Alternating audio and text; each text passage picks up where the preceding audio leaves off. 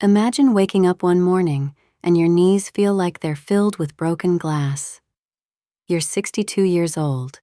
You've been told it's just aging. But here's what nobody in that exam room explained to you.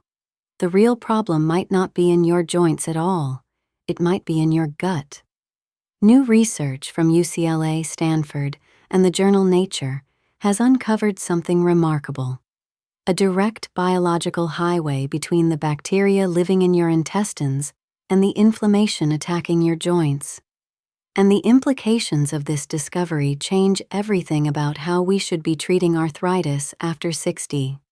Today, I'm going to walk you through exactly what scientists found, why it matters more the older you get, and 3 simple research-backed changes you can make starting tonight. No prescriptions, no expensive treatments, just the science of what's actually happening inside your body. For decades, doctors treated arthritis as a mechanical problem. Cartilage wears down, joints get inflamed. You take anti-inflammatories and wait for a replacement.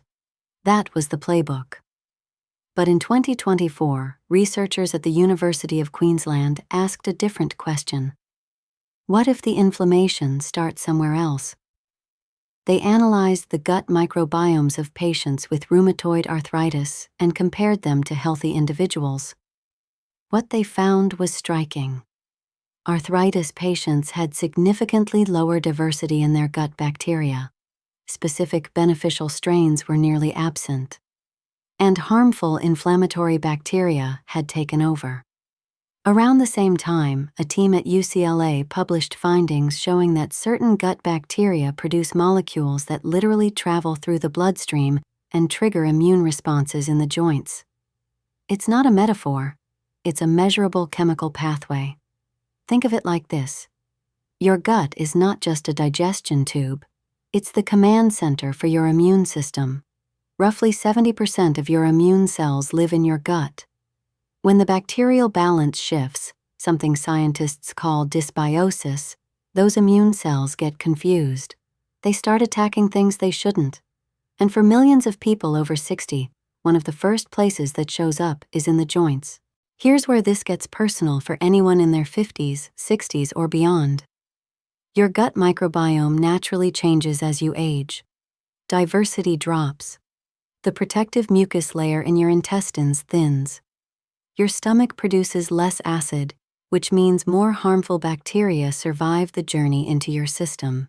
It's called inflammaging, the slow increase in baseline inflammation that happens to almost everyone as they get older. But here's what makes the gut-arthritis connection so important. It means some of that normal joint pain you've been told to accept might actually be reversible. A 2024 paper in Nature Scientific Reports used genetic analysis to confirm causal links between specific gut bacteria and arthritis risk. This wasn't correlation. This was causation. Change the bacteria, change the inflammation. The Stanford School of Medicine took this further. In a controlled study, they found that increasing fermented foods in the diet significantly reduced inflammatory markers across multiple measures. Not slightly, significantly. In just 10 weeks. So what do you actually do with this information? 3 things. Each one is backed by published research, and none of them require a prescription. Change number 1. Feed the good bacteria. Your beneficial gut bacteria eat fiber. Specifically, they eat something called prebiotic fiber, found in foods like garlic, onions, leeks, asparagus, bananas, and oats. When these bacteria get enough fiber, they produce short-chain fatty acids, compounds that actively reduce inflammation throughout your body. The Arthritis Foundation specifically recommends an anti-inflammatory diet rich in fiber for managing joint pain. Aim for 30 grams of fiber per day. Most Americans get less than half that. Change number 2. Add fermented foods. This is the Stanford finding. Participants who added fermented foods, yogurt, kefir, kimchi, sauerkraut, kombucha, to their daily diet saw measurable drops in inflammatory markers. The key is consistency. A serving or 2 every day, not once a week. If you're not used to fermented foods, start small. A few spoonfuls of sauerkraut with dinner. A small glass of kefir in the morning. Your gut bacteria need time to adjust. Change number 3. Remove the inflammatory triggers. Certain foods actively promote the growth of harmful bacteria. Refined sugar, ultra-processed foods, excessive alcohol. These feed the wrong bacteria, the ones that produce inflammatory compounds that travel to your joints. This doesn't mean you can never eat dessert again. It means being intentional. When researchers compared the gut microbiomes of people eating a standard Western diet versus a Mediterranean-style diet rich in whole foods, the differences in bacterial diversity and inflammatory markers were dramatic.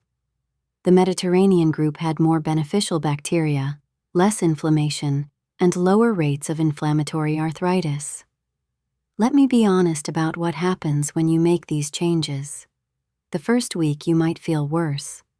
When harmful bacteria die off and beneficial bacteria multiply, there can be a temporary adjustment period. This is normal and it passes. By week 2, most people notice they're less stiff in the morning. By week 4, the changes in gut bacteria are measurable in lab tests. By week 8 to 10, consistent with the Stanford timeline, inflammatory markers typically show significant reduction. This is not a miracle cure. If you have advanced osteoarthritis with structural joint damage, changing your diet won't regrow cartilage. But reducing the inflammatory load on your body? That can mean less pain, more mobility, and a better quality of life, regardless of what shows up on an X-ray. The gut-arthritis connection is not alternative medicine. It's mainstream science published in the world's most respected journals. The researchers at UCLA, Stanford, Queensland, and Nature aren't selling supplements. They're publishing data. The takeaway is simple. Your joints and your gut are talking to each other. After 60, that conversation gets louder, and you have more control over it than anyone ever told you.